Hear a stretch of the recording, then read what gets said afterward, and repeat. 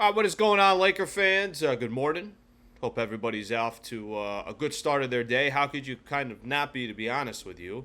Lakers, last night, behind Anthony Davis, Austin Reaves, D'Angelo Russell, couple big free throws from Torian Prince, Rui Hachimura, Spencer Dinwiddie had a couple of moments. Lakers come back from 19 down in the fourth quarter, about 7.5 to play, just under 8 minutes left to play.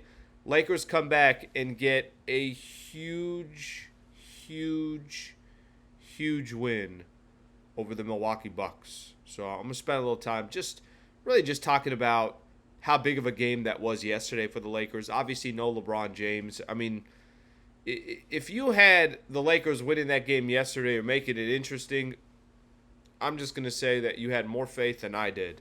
I'm not going to pretend like I thought the Lakers were going to win that game because I didn't. I thought that was an L.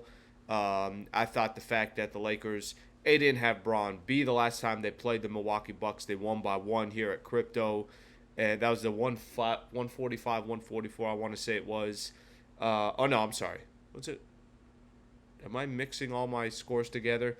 Anyways, long story short, that's two in a row against the Milwaukee Bucks. You're starting a 6-game road trip. Just such a big game. You know, I've talked about this a couple different times, that sometimes you can have wins during the season that can really, truly, genuinely change the scope of what happens moving forward. That might have been that game last night. You know, they're now 8 games over 500. You go look at the NBA standings. Grabbing number 8, not unrealistic at all. Go look at the Phoenix Suns schedule the rest of the way. Sacramento. You know, even the Kings at one point, and I'm going to see something here with the Sacramento Kings. Lakers now just 2 games behind them in the loss column, but let's take that out of the way. Let's forget that because they do have the tiebreaker, so I don't want to overhype that too much. Sacramento's got the 3rd toughest schedule left in the NBA. Phoenix has the toughest schedule left in the NBA. So literally the 2 teams that are right in front of you, the Phoenix Suns number 8, the Sacramento Kings number 7. The Lakers are in a pretty good position here to at least make some noise and make this thing interesting. And I think that's all you can really ask for right now with only about 10 games left to go for most of the teams around the NBA, about 10 games left to go. I thought what last night did, it showed that the squad can fight. They can show some heart. They can get some defensive stops and put themselves in a position to win a game late. I thought what last night's game showed is that a player like Anthony Davis, who's had a lot of criticism since he's been a Los Angeles Laker, and I get why, I understand it. You know, there's some reasons for it, his availability or lack thereof, his ability to go up against other big men and try to shine. AD played 52 minutes last night. Looked like obviously something bothering him in his left knee, but gutted through it and was an incredibly gutsy performance. So let me praise a couple other people. Does Austin Reaves look like there's a moment that phases him? Because if there is, somebody tell me. I didn't see it. DLO hits 3 threes in a row. Has big dimes during the game. Makes the pass to Austin Reaves where it looks like there was some miscommunication between a couple of the Bucks players where Reaves hits that final 3 in overtime to kind of separate the Lakers a little bit. Just a gutsy win. And even for those who have criticized Darvin Ham in the past, I think Darvin Ham had a great night last night. D'Angelo Russell going out of his way in the post-game show, talking about what he was able to do, and he's talking about Darvin Ham, how he thought schematically he was phenomenal. So a lot of things to highlight today, a lot of things to highlight to start this road trip, but you don't really have too much time. You're playing 6 games in 9 nights. So the Lakers, for example, it's the second of a back-to-back tonight. We'll find out what happens with LeBron James, if he ends up playing or not.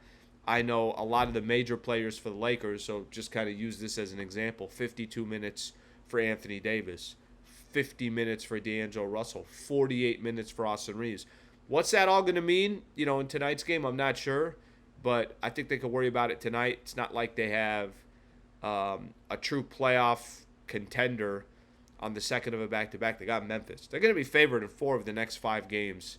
So the Lakers could really do themselves a favor. And at what point when we thought there was no chance for the Lakers to get up to 7th or 8th. It's realistic now.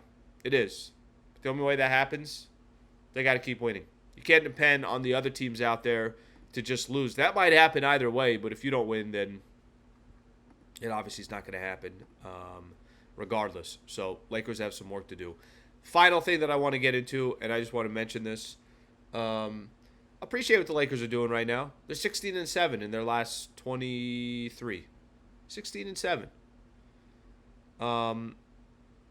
That's an impressive record over a pretty good stretch right there.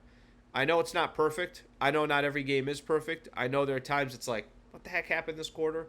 I mean, yesterday they gave up, I want to say 13 or 16 points in the fourth quarter. I forget off the top of my head. And the game before the fourth quarter, they gave up 46 points in the fourth quarter. So are they a little bit all over the place? Yes. Not ideal. They gave 13 points up yesterday. But for all the criticism that the Lakers get for how critical that we typically are, today we should appreciate what the Lakers did and compliment their accomplishment from last night. All right, Lake fans, that's all I got. Appreciate you guys tuning in. Subscribe to our YouTube channel here on ESPN LA. We'll keep putting out content. Hopefully you guys appreciate the content. Thank you for being a part of the show. Thanks, Lake fans.